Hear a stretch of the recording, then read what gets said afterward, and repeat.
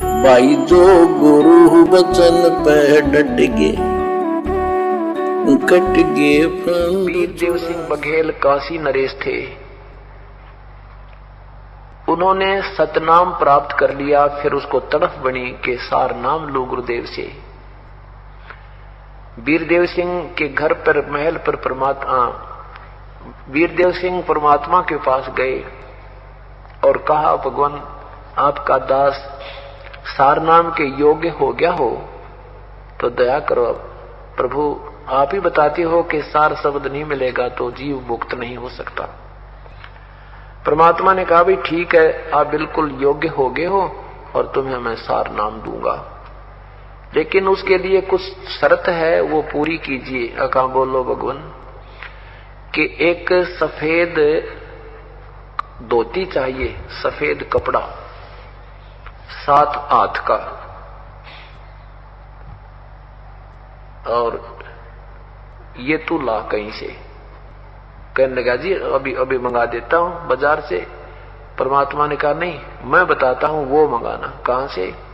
कि एक तेरी गुरु बहन है, चंद्रप्रभा नाम है, वो विधवा है ब्राह्मणी, एक उसकी कन्या है। उन दोनों माँ बेटी ने भी उपदेश ले रखा है। उस लड़की ने, उस बहन ने, चंद्रप्रभा पंडितानी ने अपने आंगन में, अपने मकान के सामने खाली जगह पर बगीची में ये कपास का पौधा बीज रखा है और उसको गंगा जल से सींचा है। और वो जो बड़ा हुआ तो उससे जो कपास बनी उसको स्वयं ही काटा है, स्वयं ही उसको लोडा है, फिर काट के और अपने हाथों से एक पवित्र धोती तैयार कर रखी है। वो कपड़ा ला दे तू, फिर तुझे मैं सार नाम दूंगा। वही कपड़ा लाएगा तो मिलेगा, अन्यथा नहीं मिलेगा। अब वीरदेव सिंह बघेल ने सोचा, ये तो कोई भी बात कोई नहीं, बहन से प्रार्थना करूंगा। और वैसे भी रैयत राजा को मना नहीं किया करती, पर जनता जो होती है राजा का हर बात की आज्ञा का पालन करते हैं। और कुछ पैसे लेगी, लालच करेगी तो 10 रुपए फालतू ज्यादा दे दूंगा, मुझे तो आत्म कल्याण कराना है। वीरदेव सिंह बघेल, वीर सिंह बघेल ने, उस नरेश ने, काशी नरेश ने सैनिकों को कहा, भी जाओ उस बहन के पास जाओ, उनको कहो कि आपसे राजा आपसे मिलने आ रहे हैं, बस इतना ही बताना और कोई जिक्र मत करना। सैनिक पहुंचे, सैनिकों ने उस बहन से कहा कि आपके यहाँ राजा आ रहे हैं।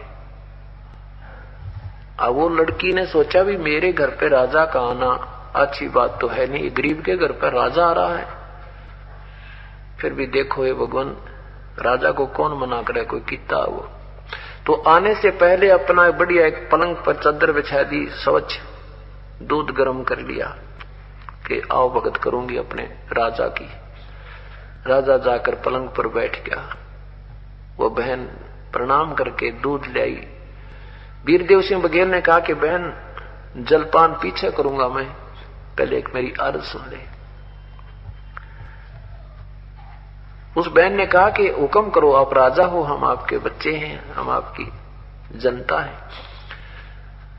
वीर सिंह ने कहा कि बहन मैंने सार नाम लेना है गुरुदेव से, और गुरुदेव ने ये शर्त रखी है कि मैं आपसे एक धोती, आपने जो आपके पास है वो धोती लेकर जाऊं, नहीं तो मुझे सार नाम नहीं मिलेगा।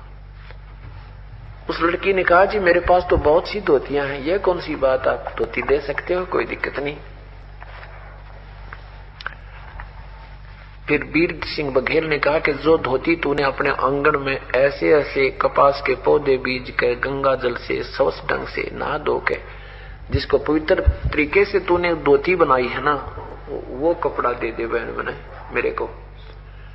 तो चंद्रप्रभा कहने लगी, महाराज जी यह धोती नहीं दे सकती मैं आपको, ये मैंने अपने भगवान के अंदर जो ना ये आंट गाल रखी है मैंने, ये नहीं दे सकती मैं किसी कीमत पर भी। वीर सिंह ने कहा, बहन मेरे जीवन का फैसला है, पुण्यात्मा जब आपको इस परमात्मा की महिमा से का ज्ञान होगा तो आपको इतना अच्छा लगेगा, इतनी लालच बन जाएगा।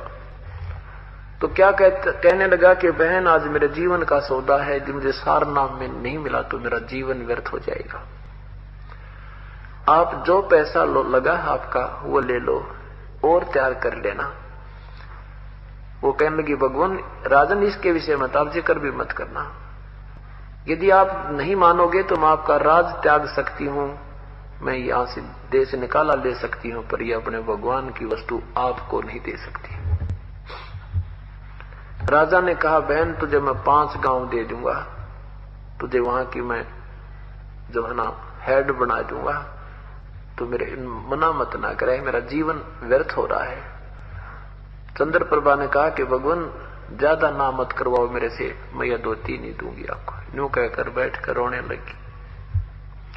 वीर सिंह ने कहा बहन फिर सोच ले, लेकिन उत्तर नकारात्मक ही मिला। तो वीर सिंह उठकर चल पड़ा, परमात्मा के पास पहुंचा और ढीला मुंह लटका रखा, बैठ कर चरणों में जाके परमेश्वर ने पूछा कि वीर सिंह क्या बात रही, धोती नहीं लाया? तो कहने लगा भगवान मैं दुर्भाग्यशाली हूं, मैं बहुत मंदकर्मी प्राणी हूं और मैंने उस बहन से बहुत याचना की, उसने वो धोती देने से कति मना कर दी। मैंने 5 गांव का भी लालच दे दिया पर उस बहन ने कति नहीं मानी। वो परमात्मा ने पूछा वो क्या करेगी, उसका उस धोती का क्या करेगी वो लड़की? वीर सिंह ने कहा कि वो कह रही थी ये मैंने अपने भगवान जगन्नाथ के लिए तैयार की है और मैं उसके ऊपर चढ़ाऊंगी।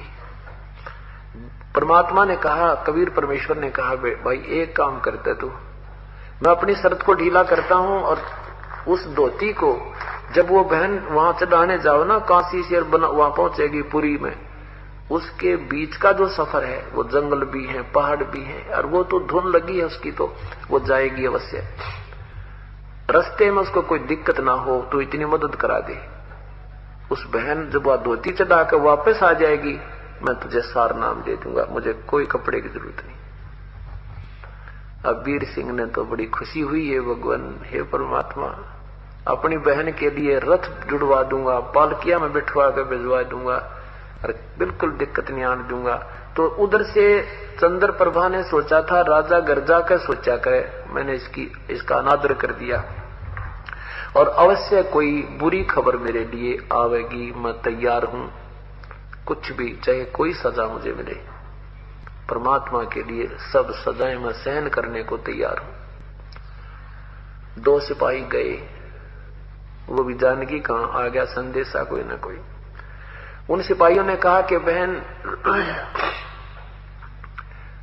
राजा ने कहा है कि आप किस दिन वहां जाओगे जगन्नाथ के मंदिर में ये धोती चढ़ाने के लिए, समर्पण करने के लिए।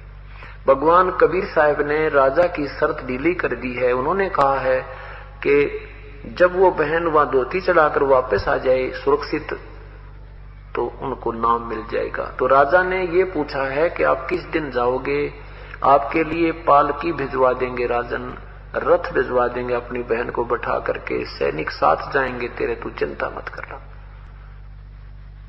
अब वो चंद्रप्रभा कहती है ओए मेरे जगन्नाथ भगवान ने बड़ी सुनी मेरी, तो देख राजा को सद्बुद्धि दे दी। कहा मैं सोच रही थी कि ये मुझे ऐसे करेगा और उल्टा मेरा सहयोगी बना दिया मेरे जगन्नाथ भगवान ने। तो बहन ने कहा कि देखो न तो मैं रथ में बैठकर जाऊंगी और न ही मैं पालकिया में बैठूंगी, मैं तो पैदल जाऊंगी अपने भगवान तक के चरणों में, पैदल चल के जाऊंगी। और ठीक है राजा मेरे साथ कोई सुरक्षा करके लिए भेजना चाहे तो मुझे मंजूर है। तो ऐसा उन्होंने जाकर सारी कहानी बता दी, वो समय दिन बता दिया। तो राजा ने उस बहन के साथ एक रथ और साथ में सैनिक भेज दिया, उसमें खान पीन की व्यवस्था, पानी पात सारा जोड़ भंडार लंगर भेज दिया बनाने खाने के लिए। अब वो पहुंच गए वहां पर जगन्नाथ के मंदिर में। लड़की ने स्नान करके सुबह सुबह धोती और जाकर के जगन्नाथ की वो मूर्ति के चरणों में रख दी। जगन्नाथ श्री कृष्ण जी के मंदिर, श्री कृष्ण जी की मूर्ति रखी है जिसके हाथों के पंजे नहीं है और पैरों के पंजे नहीं है, दोनों हाथ टूंड है। और सुभद्रा की और लक्ष्मण की भी 3 मूर्तियां हैं। ये दास देख कर आया था। उसके साथ में वहीं पर कबीर साहब ने जहां उस समुद्र को रोका था, जगन्नाथ का मंदिर को जो तोड़ देता था, वो स्थान भी आज कबीरपंथी महंतों की परंपरागत सुरक्षित है। उसको देखने हम विशेष गए थे। तो जो ही उसने जगन्नाथ की उस मूर्ति के, श्री कृष्ण जी की मूर्ति के सामने वो धोती समर्पण की और कहा, हे भगवान, आपकी दासी की ये तुच्छ भेंट स्वीकार कीजिए।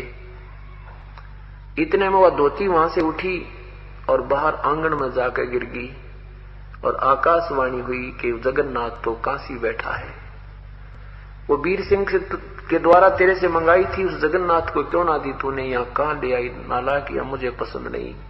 भगवानों के भगवान बैठे जिसको तू मना करके आई। तो उसने कहा कि भगवान, वो तो मेरे गुरुदेव कबीर साहब हैं। गुरु मानुष कर जानते ते नर कहीं अंध, ओवे दुखी संसार में आ गए यम के फंदे। तब आकाशवाणी हुई कि वो परमात्माओं के परमात्मा है। नादान, तू क्या समझी इतने दिन में? इतनी कहकर आकाशवाणी चुप होगी और ले जा इस धोती को, मुझे पसंद नहीं। उस परमात्मा की इच्छित चीज को हम नहीं दे सकते। अब वहीं से लगी थी वो रोने, उठाकर उस धोती को, और वहां से वहां तक 10 दिन 8-7 दिन लग जाते पैदल चालन में। वापस बनारस आई रोती हुई। उस दिन परमात्मा वीर सिंह के महल में पहुंच गए, अंतर्यामी थे। लड़की पहले गई कबीर साहब की झोपड़ी पर, वहां नहीं मिले। पता चला कि वीरदेव सिंह बघेल के मकान पर गए हैं। वहां पहुंचे तो लड़की रो ही रो रही है। वो बहन चंद्र प्रभार रो ही रो रही है, जैसे कोई निजी व्यक्ति मर जाया करे फिर बोला नहीं जा, महान कष्ट हो जाता है, रोना ही रोना आता है। इस दृष्टि को, इस भाव से रो रही है और भगवान के चरणों में गिर कर फूट फूट कर रो रही है। अब वीर सिंह ने सोचा कि ये नालायक कहां चले गए थे, ये मेरे सैनिक, इस लड़की को क्या दिक्कत होगी तो क्यों रो रही है, इसको क्या परेशानी आई रास्ते में, बता। इतना कर्महीन हूं, अब मुझे सार नाम मिले नहीं, ये लड़की दुखी होगी। तो उन सैनिकों को एक तरफ बुलाया और उनसे पूछा कि क्या हो गया निकम्मो, क्या तुम कहां मर गए थे, कहां चले गए थे, क्या हो गया इस बहन को? तब उन सैनिकों ने सारी कथा सुनाई। उन्होंने सुना कि भगवान ऐसी ऐसी बात हुई, हमने कुछ नहीं कहा, अपनी बहन को प्रेम से लेकर गए हैं, प्यार से वापस लाए हैं, रास्ते में कोई दिक्कत नहीं हुई। और वहां जगन्नाथ के मंदिर में उस भगवान ने आकाशवाणी की है कि वो कबीर भगवानों के भगवान काशी बैठे हैं, तू कहां मरी यहाँ आके? उसकी इच्छा की भी वस्तु को हम स्वीकार नहीं कर सकते, ले जाओ वापस यहां से। अब वीर सिंह जी भी निरा गुरु जी मान रहा था उनको कि गुरु जी है भगवान को ना।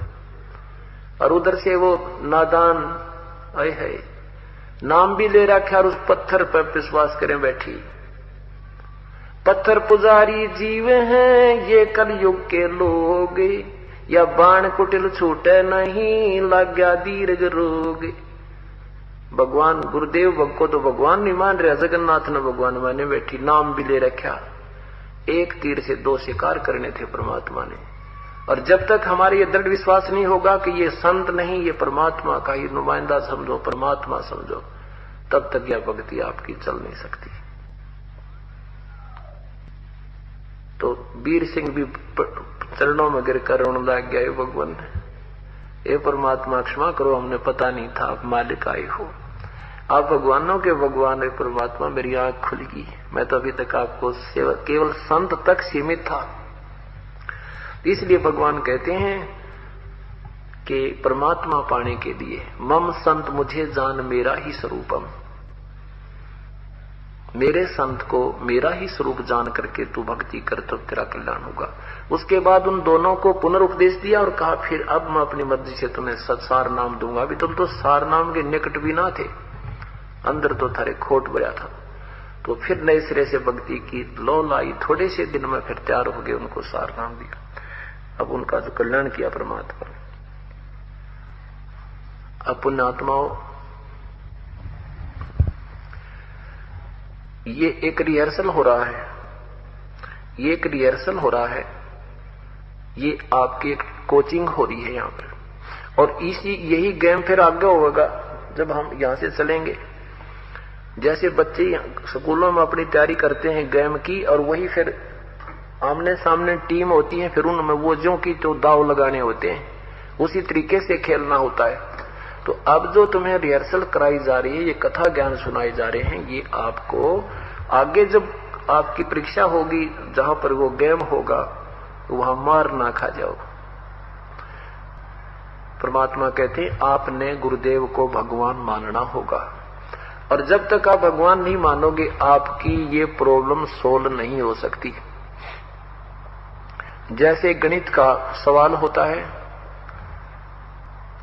ब्याज का, उसमें मानना पड़ता है, मान लो मूलधन 100 रुपए, और वो करोड़ों का मूलधन होता है, लेकिन फिर भी उस करोड़ों के मूलधन को ज्ञात करने के लिए, प्राप्त करने के लिए हमने मानना पड़ता है, मान लीजिए मूलधन 100 रुपए, और वो 100 रुपये मूलधन मानने बिना वो इक्वेशन सोल्व नहीं हुआ, वो हल नहीं हो सकता प्रश्न, वो बालक फेल हो जाता है। बेशक वो पूर्ण धन नहीं है 100 रुपये, लेकिन उस 100 रुपये बिना वो मूलधन मिला को नहीं। तो ऐसे ही ये दास उस परम पिता का भेजा हुआ एक दास है, और आपने इस दास को भगवान मानना पड़ेगा, मानना पड़ेगा। मान लो गुरुजी भगवान, तब आपको कबीर भगवान मिलेंगे, नहीं तो कति नहीं मिलेंगे। ये नियम है ईश्वर का। गुरु मानुष कर जानते ते नर कहिए अंधे, वह दुखी संसार में आगे यम के फंदे। जैसे गुरु या भगवान भगवान हम कर रहे हैं, और परमात्मा आपके पास आ जाए और आपसे बात करे, आपसे कहे बेटा शराब नहीं पीना है, आपने बीड़ी नहीं पीनी है, चोरी नहीं करनी है, किसी की आत्मा नहीं दुखानी है, तो आप क्या करोगे? आप उनकी बात को मानोगे, क्योंकि भगवान कह रहा है। तो यही दास कह रहा है, समझो कबीर परमात्मा कह रहा है, यही सोचकर आपने ये बुराई और आज्ञा का पालन करें सरेगा, तो तब हम परमात्मा पाएंगे, नहीं तो नहीं मिल सकता।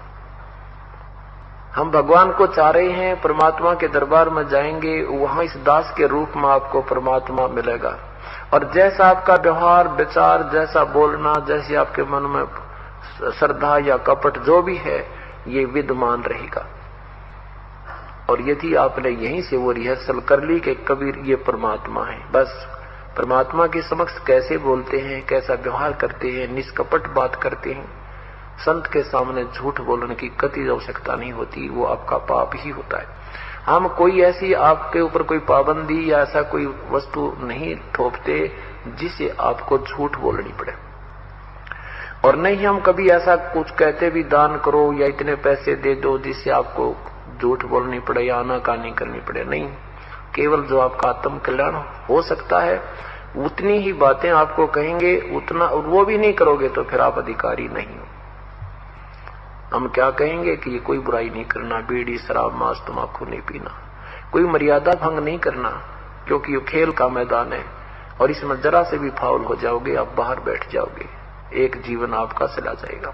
तो हमने फाउल नहीं होना। फाउल पॉइंट अब धीरे धीरे आपके समझ में आ जाएंगे, कुछ कथाओं के माध्यम से, और कुछ इस फॉर्म के ऊपर जो लिखे होते हैं इसमें भी हमने कुछ लिखे हैं, कुछ आप वैसे कॉमन सेंस से भी समझ जाओगे कि ऐसे ऐसे होता है। एक भक्त नाम लेने, उसको कहा भाई मैं तेरा नाम टूट गया, और 1-1.5 वर्ष से नाम ले रखा, जो बोला नो कुकर टूट गया, तेरा गजब भैया, गुरु जी कह रहे भी तेरा नाम खंड हो गया, और आगे से ये बोल रहा है नो कुकर टूट गया, तेरा कह दी हाँ जी कोई गलती बन गई होगी और आगे नहीं करेंगे। ये तो कुछ बात बोलना भी नहीं सीखा अभी तक तो हमने, और अब बाट देखें सार नाम प्राप्ति की, सार नाम मिलेगा, ये मेरी मर्जी से होगा। और सतनाम तक का फिक्स टाइम हमने रखा हुआ है, प्रथम मंत्र, उसके 4 महीने के बाद, और ज्यादा से ज्यादा 6 महीने के अंदर आपने वो ले लेना चाहिए, उसे लेट नहीं होना चाहिए। फिर आप में लगन नहीं है जो कई तो भक्त ऐसे हैं जी 2 दिन पहले आ खड़े होते हैं जी, 2 दिन रह रहे हैं, दे दो कर दो दया, हम कहते हैं नहीं भाई पूरा टाइम और दे, अच्छा जी। और कई 6-6 महीने 7-7 महीने वहां नाम दूसरा, याद देना रहा लेना। अरे तेरा गजब हुई, फिर तू भक्ति कर रहा है, ड्रामा कर रहा है। एक अनमोल वस्तु के पीछे रह रहा है। कोई आपकी प्रमोशन होनी होंगी या बदन गिन भाग जा, कई दिन रह रहे हैं, तो ये आप तो आपको लगन नहीं है। तो ऐसे कुछ आपके अंदर श्रद्धा हम देखते हैं, तो सतनाम आपको 4 महीने के अंदर अंदर ले लेना चाहिए। और फिर सार नाम ये दास देगा जब आप योग्य हो जाओगे। सार नाम के लिए आपने बहुत विनम्र, आपके अंदर भक्ति की कमाई भी बढ़नी चाहिए। कति मन में सतगुरु और परमात्मा एक हो जाने चाहिए और विनम्रता आ जाएगी, तब ये सार नाम काम करेगा। जैसे डॉक्टर के पास मरीज जाता है, उसका फोड़ा हो गया, डॉक्टर कहता है चीरा लगाना पड़ेगा, लेकिन अभी चीरे के योग नहीं हुआ है, 2 दिन की दवाई दे जा। वो 2 दिन के बाद आता है, फिर भी देखता है कि अभी भी ऑपरेशन योग्य नहीं है, फिर कहता है 3 दिन की दवाई फिर ले जा। और डॉक्टर मरीज कहता जी ला दो चीरा, बहुत दर्द हो रहा है। अच्छा बेटा 3 दिन पाछा आ जाइए। फिर 3 दिन के बाद आता भी 1 हफ्ते माना। अब डॉक्टर इतना पागल नहीं है कि उस मरीज के कहने तो चीरा ला देगा, वो अपने हिसाब से देखेगा कि अब ये बिल्कुल योग्य हो गया है तो तुरंत लगा देगा और उसको मवाद काट कर सीम देगा।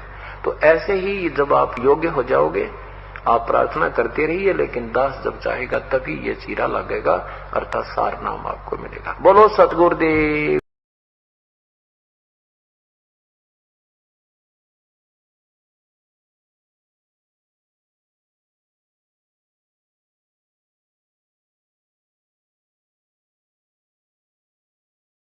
भाई जो गुरु बचन पे डट गे, कट गे फंद 84 के, कट गे फंद 84 के, कट गे फंद 84 के। भाई जो गुरु बचन पे डट गे, कट गे फंद 84 के, कट गे फंद 84 के, कट गे फंद 84 के। भाई जो गुरु बचन पे डट गे,